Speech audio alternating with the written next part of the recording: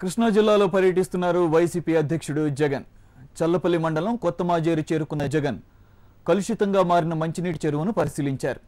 అనంతరం విష జ్వరాలతో మృతి చెందిన బాధిత కుటుంబాలను ఆయన పరామర్శించారు. వారు ఎదుర్కొంటున్న ఇబ్బందులను అడిగి తెలుసుకున్నారు.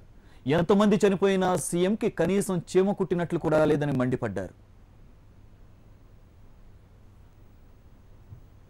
చంద్రబాబు నాయుడు గారిని గట్టిగా డిమాండ్ చేసి అడుగుతా ఉన్నా.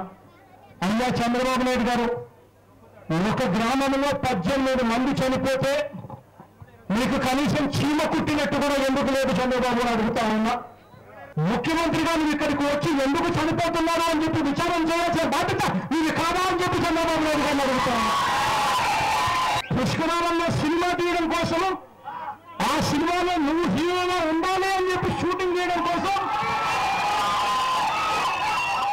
29 మంది చనిపోతే పుష్కరాలు అయిపోయాయి, నేను చాలా కష్టపడిపోయాను, నాకు సెలవు రావాలి అని చెప్పి నువ్వు